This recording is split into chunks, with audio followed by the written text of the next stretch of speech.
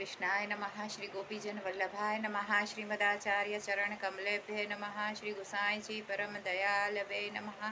श्री गुरुवे नमः। अपने माथे बिराजते सेव्य स्वरूपाय नमः।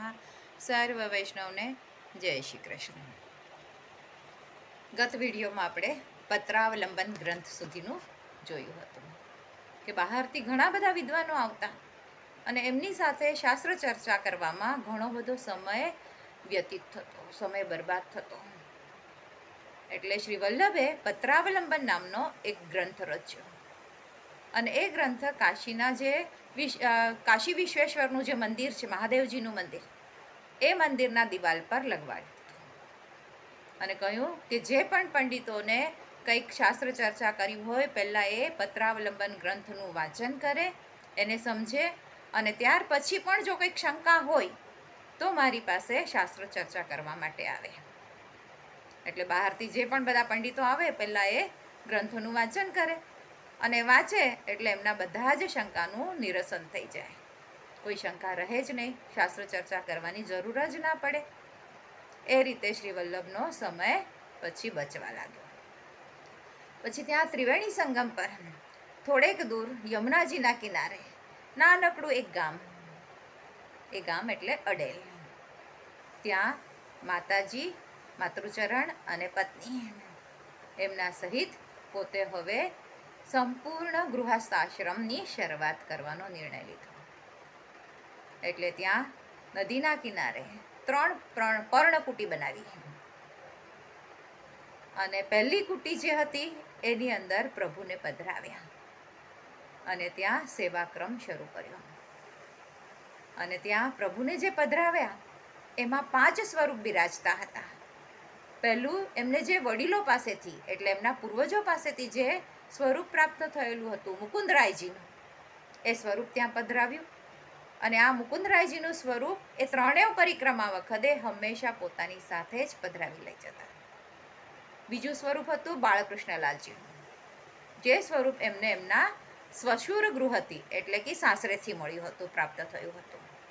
ત્રીજું સ્વરૂપ હતું ગોકુળનાથજીનું સ્વરૂપ, જે હાલ ગોકુળમાં બિરાજે છે. અને આ સ્વરૂપની સેવા ઇન્દ્ર ભગવાને પોતે કરેલી હતી અને તે કનોજના દામોદરદાસજીને ત્યાં બિરાજતું હતું. ચોથું સ્વરૂપ હતું દ્વારકાધીશજીનું સ્વરૂપ, જે એમના વડીલોના માથે બિરાજતું હતું. અને 5મું મદન મોહનલાલજીનું સ્વરૂપ. એવી રીતે આ 5 સ્વરૂપો ત્યાં સેવામાં બિરાજતા.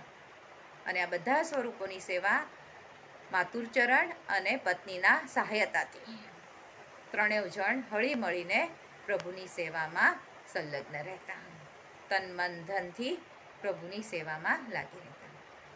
બીજી કુટીરમાં 3 જે કુટી બનાવી હતી, તો જે બીજી કુટી હતી એમાં રસોઈની વ્યવસ્થા કરી હતી બધી. અને ત્રીજી કુટી જે હતી એ એમનું નિવાસસ્થાન હતું.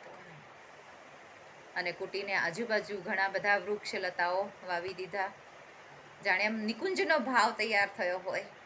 ચારે તરફ હરિયાળી છવાઈ ગઈ, ધીમે ધીમે વૃક્ષો સુંદર ફૂલવા લાગ્યા.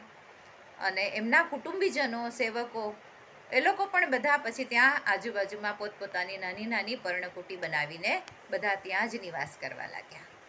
એટલે ધીમે ધીમે જોતામાં થોડાક સમયમાં એ નાનકડું સુંદર એવું મજાનું ગામ વસી ગયું અને બધાએ જ ત્યાં પોતાનો સ્થિર નિવાસ શરૂ કર્યો, એટલે કે કાયમી વાસ.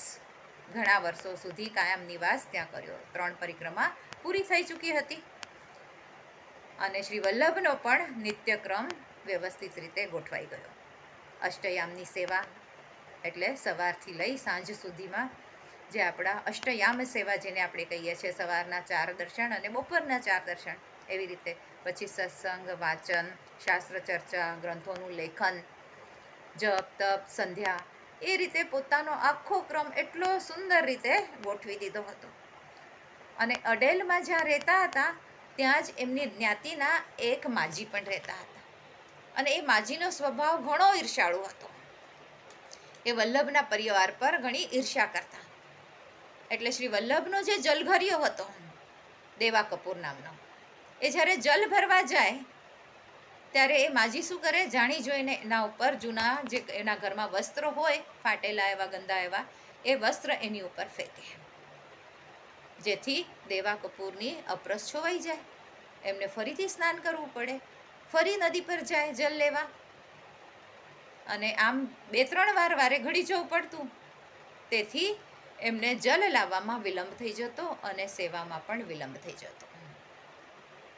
પણ હવે એ માજી જે છે એ વલ્લભના જ્ઞાતિના હતા, એટલે દેવા કપૂર કંઈ કહેતા નહીં, ચૂપ રહેતા.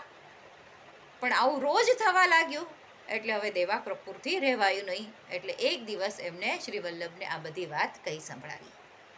તો આના પછી શું બનાવ થયો એ પછીના વિડીયોમાં જોઈશું. આજના મારા વચનોને પ્રભુ ચરણોમાં સમર્પિત કરું છું. કૃષ્ણાર્પણમસ્તુ. જે કંઈક ભૂલચૂક થઈ હોય તે માટે ક્ષમા ચાહું છું. સર્વ વૈષ્ણવને જય શ્રી કૃષ્ણ. કૃષ્ણાર્પણમસ્તુ.